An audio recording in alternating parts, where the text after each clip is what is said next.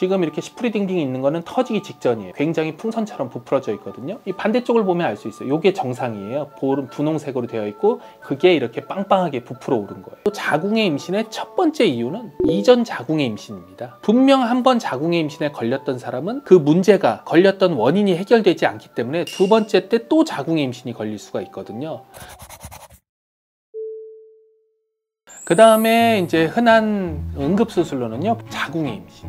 우리가 임신을 하게 되면은 생리 안 하죠? 대부분의 경우에는 정상 임신. 이거를 이제 자궁 안에 임신이 됐다 해서 자궁강 임신이라고 그래요. 그런데 일부 환자분에서는 자궁 바깥쪽에 임신이 되거든요. 난관, 난소, 복강 혹은 자궁이라 하더라도 비정상적인 위치, 자궁각, 자궁경부 임신. 임신이란 꼬리표는 붙기는 하지만은 비정상적인 임신인 자궁 외 임신이 있게 됩니다. 자궁 외 임신이 있으면은 임신 테스트는 두 줄이고 생리도 안 하고 간혹 아기집도 보이고 아기 심장 뛰는 것도 발달도 다 보이긴 한데 결과적으로 말하면은 출산까지 이룰 수는 없어요. 그렇기 때문에 반드시 비정상 임신을 종결해야 돼요. 종결하는 방법은 크게 세 가지가 있는데요. 자연유산처럼 자궁의 임신이었다 하더라도 저절로 유산이 되는 경우가 있고요. 대개의 경우에는 반드시 의료적인 개입이 필요한데 약물로 치료하는 경우가 있고 그다음에 수술로 하는 경우가 있어요. 몇몇 제한된 경우에 있어서는 미리 알았다고 하면은 수술을 하지 않고 약물 치료를 할 수도 있긴 한데 단점이 있거든요. 성공했다 하더라도 6개월 이후에 임신하셔야 돼요. 왜냐면 항암제 성분이 몸에서 다 빠져나가는 시간이 6개월 정도 걸리기 때문에 즉시 임신할 수가 없고요. 이제 자궁에 임신이 걸렸을 때 왜 걸렸지? 뭐 이런 의문이 생기는데 왜 내가 자궁에 임신이 됐는지 정확히 알 수 있는 정보는 없어요. 그런데 안타깝게도 자궁의 임신의 첫 번째 이유는 이전 자궁의 임신입니다. 분명 한 번 자궁의 임신에 걸렸던 사람은 그 문제가 걸렸던 원인이 해결되지 않기 때문에 두 번째 때 또 자궁의 임신이 걸릴 수가 있거든요. 첫 번째 때 약물을 통해서 수술하지 않고 자궁의 임신을 마무리 졌다 하더라도 다음번 임신 때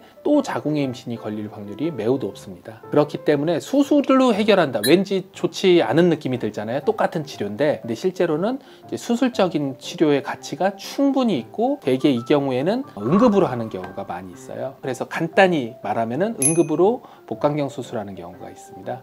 예전에는 이제 개복 수술했고요. 지금 같은 경우는 이제 복강경 수술을 하고 최근에는 단일공 복강경으로 안전하게 수술을 하는데요. 증상은 뭐냐? 3대 증상. 임신 테스트 2줄. 그런데 초음파 보면은 아기집은 보이지는 않고요. 복통. 배가 엄청 아파요. 칼에 찔린 것처럼. 그 다음에 세 번째로는 질출혈. 하혈을 하면서 배가 아프고 임신 테스트 2줄. 그렇기 때문에 가임기 여성이 배가 아프다고 응급실에 가시잖아요. 반드시 하는 첫 번째 검사가 소변 받아오세요. 그럼 소변 받아와서 뭐 방광염 있나 테스트하는 게 아니라 그걸로 임신 테스트를 찍어요.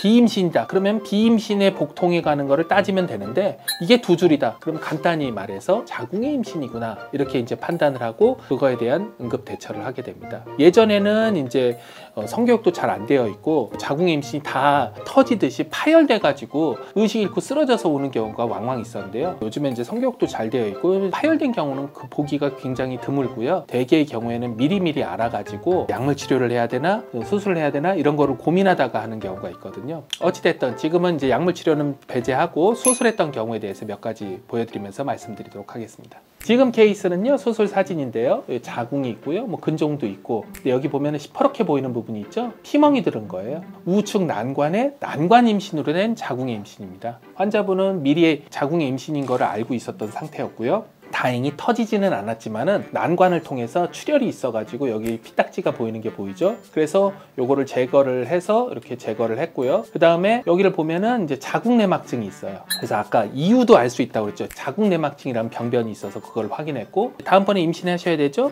반대쪽 난관은 정상인지 아닌지를 유관적으로 먼저 확인을 하고, 그게 또 될 수가 있으니까 난소 색소 통관 시험이라고 있어요. 난관 색소 통관 시험. 주변 조직과는 대비되는 색깔인 파란색 물감을 딱 쏘게 되면은 정상적인 난관이라면 이게 관이 밑에서부터 싹 통과하기 때문에 뱃속에서 색깔이 확인이 됩니다. 그래서 흰색 꺼지를 받쳐놓고 물감을 쐈더니 파란색 물감이 보였어요.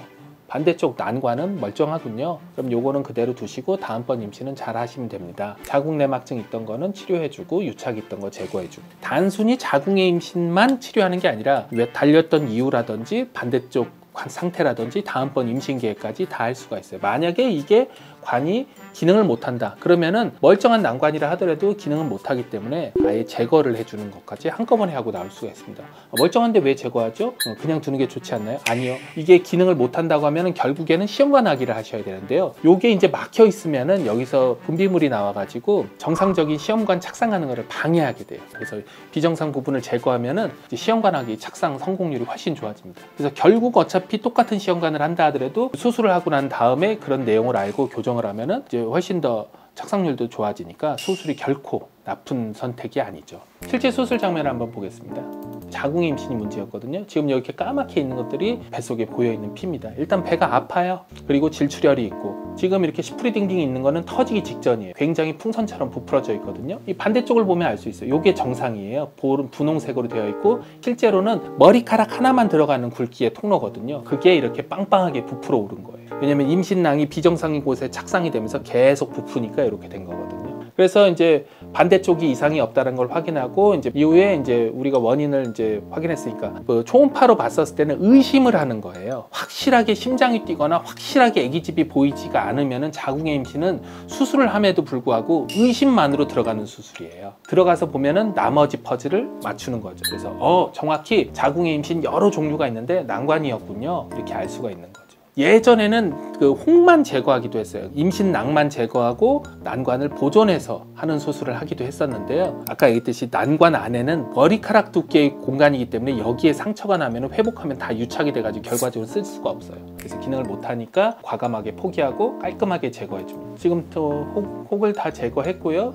난소는 건드리지 않고 다른 구조물은 방해되지 않게 하면서 여기만 조금 더 싹둑 자르면은 난관 임신 마무리하게 돼요. 그래서 보통 수술은 이제 피만 걷어내는 게 한 50%, 나머지 요거 제거하는데 한 5분에서 15분 정도 소요돼요. 수술 자체는 금방 걸리는데 이 간단한 걸 하지 않으면 환자분은 굉장히 고생하게 되죠. 난관은 두 개잖아요. 그럼 자궁 임신이 한 번 됐고 또 불행히도 한 번 됐으면 딱 두 번만 돼야 되는데 또 운이 없게 여러 번 자궁 임신이 될 수도 있어요. 그 이유가 이 부분을 꼬다리를 남기게 되면은 동측에 또 생길 수가 있어요. 그래서 잘 마무리하고 이제 덩어리 혹은 제거하고 피는 이제 염증이나 감염을 유발할 수 있기 때문에 잘 세척해가지고 제거하고 이제 지혈제랑 유착 방리제를 하고 나서 수술을 마무리하면은 끝나게 됩니다. 이렇게 설명하고 그러면은 환자분도 어쩔 수 없이 자궁의 임신은 걸리긴 했지만은 내가 왜 걸렸는지, 그래서 앞으로 임신은 자연 임신을 시도해 볼 수 있는지 아니면 바로 시험관 하게 되는지 그런 내용을 알 수가 있으니까 동영상을 해가지고 보여드리고 있습니다. 다른 케이스 한번 보면은 이제 이거 같은 경우는 자궁의 임신인데 수치가 굉장히 낮은 상태에서 하게 됐습니다. 수치가 1000도 안 돼서 수술했어요. 이게 왼쪽 난관이거든요. 왼쪽 난관에 아까처럼 시프로딩딩하고 크게 있는 게 아니라 아주 살짝 부어 있습니다. 터지는 건 아니고 그렇지만은 배 속에 피가 고여 있는 건 동일하고요. 복통은 없는 상태에서 이제 질출혈 약관과 자궁의 임신이 의심돼 가지고 수술을 합니다. 그래서 들어와서 봤더니 이제 난관 임신이었고 요 난관은 제거해줬고 나머지 유착 있고 혹 조금 있던 거 제거해줘서 다음번 임신을 잘 확인했습니다. 지금 이제 뱃속 들어왔고요. 뭐 이렇게 조그맣게 있는 혹들도 있고 여기 지금 피가 고여 있는 거예요. 많지는 않은데 전체적으로 이제 어두침침한 게 이제 피가 고여 있어서 그런 거고요. 세척을 하면은 금세 밝아지죠. 피가 많지 않고 조금 났었다는 거예요. 초기였다는 거죠. 그렇기 때문에 아직은 복통이 없는 상태로 수술했던 거고요. 얼핏 보면은 정상으로도 보이긴 하는데 이 난관이 이 부분이 부풀어져 있어요. 최종적으로 자궁 난관 임신으로 확인이 돼서 이제 안전하게 마무리를 했죠. 여기 좀 부풀어 있죠. 요거보다 두껍잖아요. 근데 요게 잘못된 거다. 내강이 머리카락 두께이기 때문에. 그래서 난소는 건드리지 않고 난관만 이렇게. 참 쉽죠?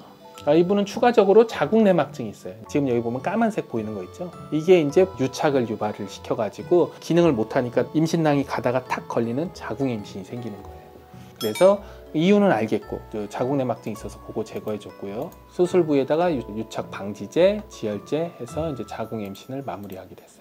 그래서 자궁의 임신만 해결하고 끝이 아니라 다음번 임신에 대한 정보들을 많이 줄 수가 있다. 그래서 수술을 하고 났을 때 그런 정보를 하는 거예요.